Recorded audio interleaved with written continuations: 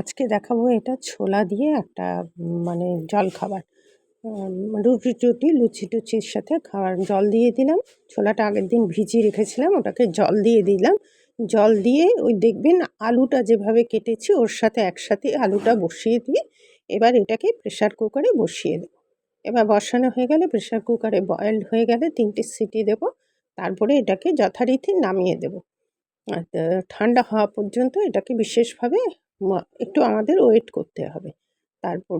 তারপরে পরবর্তী পর্যায়টা দেখাচ্ছি। এটা একটু ওয়েট করার পরে ঢাকনাটা নিজে নিজেই খুলে যাবে। দেখবেন ভালো করে বয়েলড হয়ে গেছে। বাই দ্য ওয়ে, আমি নূপুর, আপনারা দেখছেন smile with Nupur and Tania. এটা হয়ে গেছে। এবার দেখুন প্রেশার কুকারটা খুলে নিয়েছি। বয়েলড আলুগুলো কি সুন্দর বয়েলড হয়েছে। তুলে নিলাম, তুলে নিয়ে এবং এই দেখুন এর ছানাটাও হয়েছে।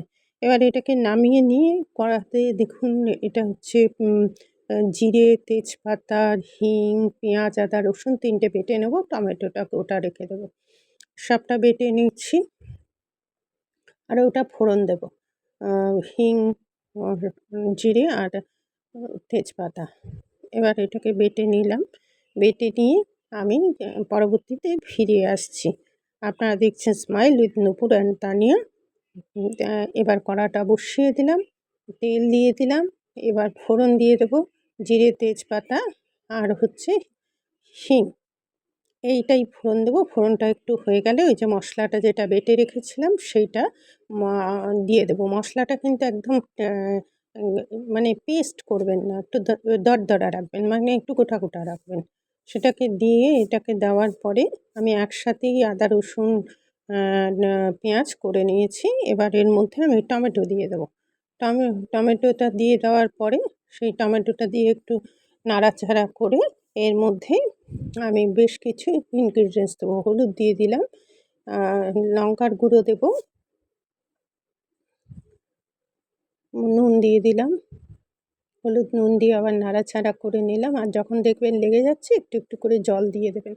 এক গাদা তেল দেওয়ার দরকার নেই, একটু জল দিয়ে মশলাগুলোকে ভেজে নেবেন।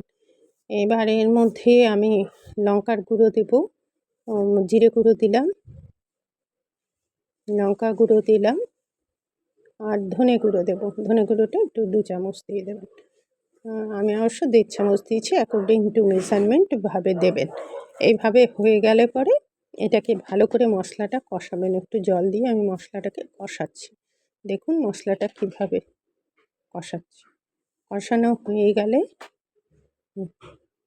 মশলাটা কষাচ্ছি। কষানো হয়ে গেলে এবার বয়েলড আলুগুলো একটুখানি ভেঙে টেঙে তুলে দেবো। বয়েলড আলু তুলে দেওয়ার পরে এটাকে মিক্সড করে দেবো। মিক্সড করে চানাটা তুলে দেবো, মানে ছোলাটা আগের দিন ভিজিয়ে রেখেছিলাম সারা রাতই। এবার ছোলাটা তুলে দেবো।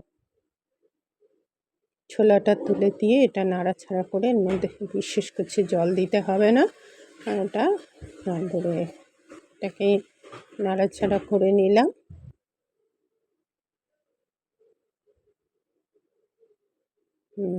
দেখুন এবার লাস্টে কাসুরি মেথি দিয়ে দিলাম। এটা দিয়ে নাড়াচাড়া করে এটা রুটি, লুচি, মশলাদার পরোটা যে কোনো কিছুর সাথে আপনারা এটা খাবেন আর কি। এই রান্নাটা কেমন লাগলো আপনারা একটু সাবস্ক্রাইব করে পাশে থাকবেন, বেল আইকনটা টিপতে ভুলবেন না। আর শেয়ার আর লাইকটা প্লিজ একটু করে দেবেন, এইটুকুই অনুরোধ আমার রইল। এবার এটা হয়ে গেছে, এবার আমি পরিবেশন করে আপনাদের দেখাচ্ছি। দেখুন পরিবেশন করে দিয়েছি, এটা কত সুন্দর লাগছে দেখতে। এটা একবার করে দেখবেন, আমার অনুরোধ রইল। আজ তাহলে আসি, টাটা, পরবর্তীতে দেখা হচ্ছে আবার।